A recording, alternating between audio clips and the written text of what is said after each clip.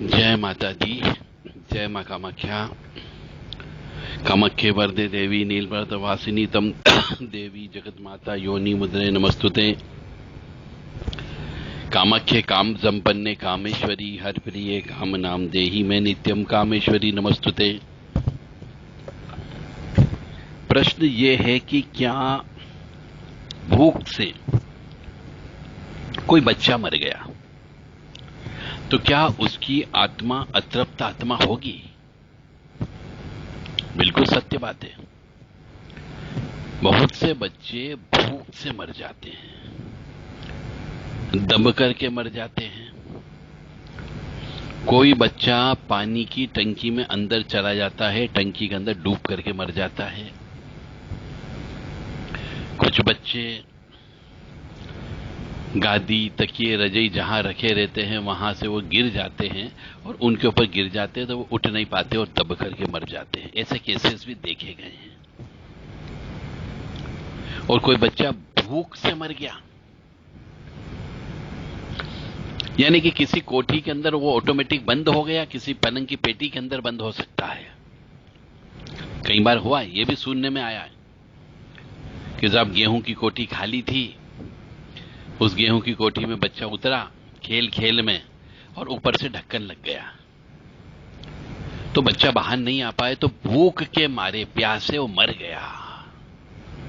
तो उसकी आत्मा तो तड़पेगी ही तड़पेगी।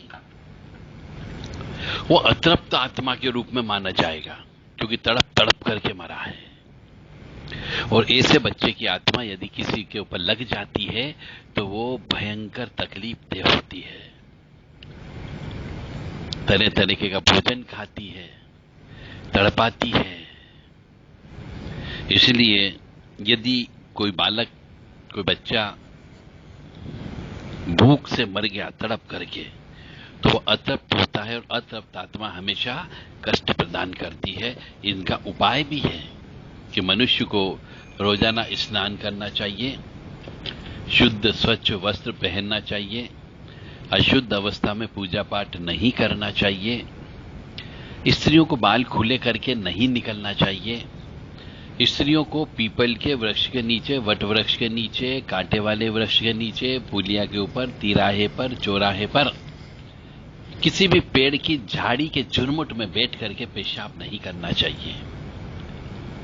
सेंट लगा करके नहीं निकलना चाहिए, अन्यथा स्त्रियों के ऊपर विशेष तौर से वो छोटे बच्चे की आत्मा लगती, क्योंकि वो उसके अंदर अपनी मां देखता है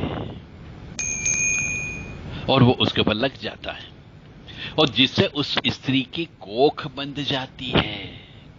वो हमेशा जवान औरत को ही चिपकता है, वृद्ध महिला को कभी नहीं चिपकता है, क्योंकि उसको मालूम है कि जिसके बच्चे नहीं हुए हैं या एकाध बच्चा ही हुआ है उसके ऊपर ही चिपकता है। इस बात का अवश्य ध्यान रखें। तो छोटे बच्चे की आत्मा जिसको भी लग जाती है उसे छोटे बच्चे को खिलाने के सपने आने लग जाते हैं कि कोई दूध मुहा बच्चा उसके स्तन से दूध पी रहा है, कोई उसकी गोदी में खेल रहा है, कोई उसके सामने नाच रहे हैं, बिल्कुल सफेद दूध जैसे अभी पैदा हुए हो परंतु खेलने लगते हैं। ऐसे बच्चे यदि कोई स्त्री अपने सपने में देखती हो तो समझ जाओ कि ये छोटे बच्चे की आत्मा उसको लग चुकी है।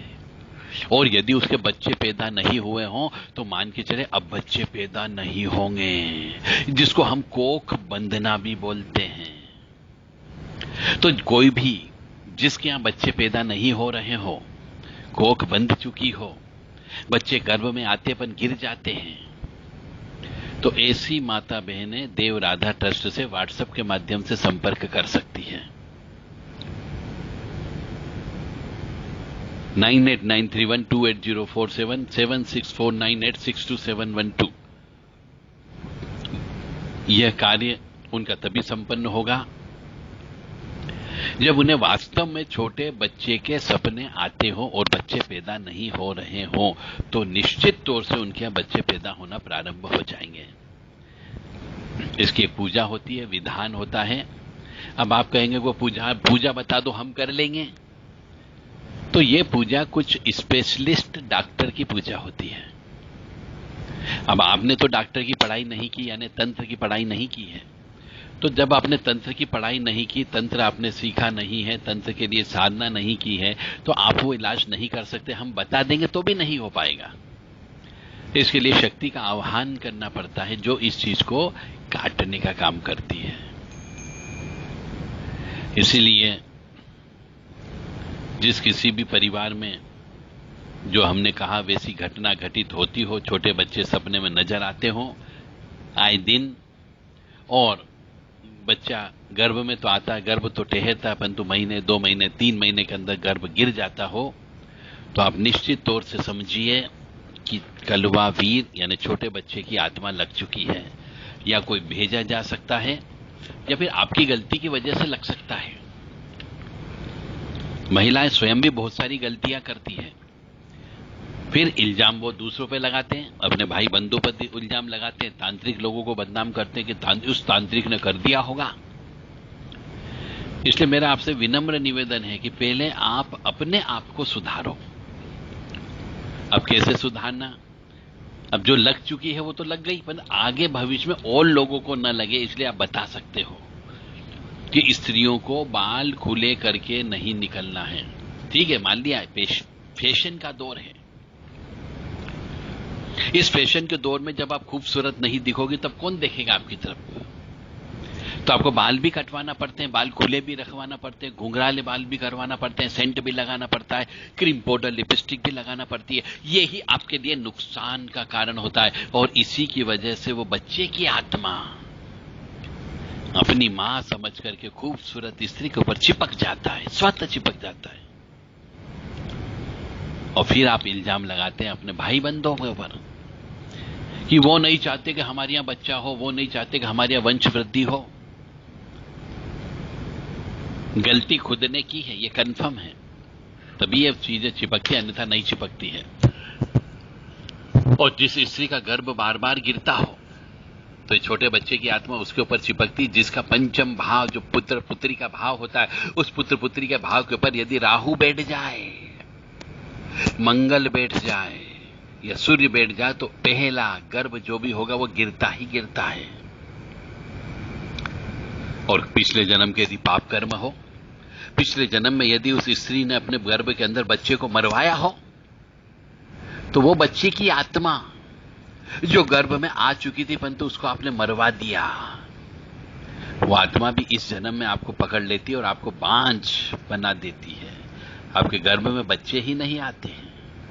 फिर आप कहोगे किसी ने हमारी कोख बांध दी। कोख बंधती है, ये बात सही है, तो खुलती भी है। आप अपने पापों का प्रायश्चित करो। तो पापों का प्रायश्चित करने के लिए आपको उस बच्चे की आत्मा जो आपके शरीर के साथ चिपक गई है उसको मुक्ति दिलवाने का काम करना होगा, आपको उसको निकलवाने का काम करना होगा, पैसे खर्च करना होगा, क्योंकि पाप कर्म करके आए तो भोगना तो पड़ेगा, कुछ तो भोगना पड़ेगा। फिर पापों का प्रायश्चित करेंगे तो परिहार पूजा होती, प्रायश्चित पूजा होती है, वो आपको करना है। अब परिहार पूजा क्या होती है, इसके लिए आप देव राधा ट्रस्ट से संपर्क कर सकते हैं। 9893128047 7649862712 व्हाट्सएप के माध्यम से संदेश देकर के इस संबंध में उचित और अधिक जानकारी प्राप्त कर सकते हैं।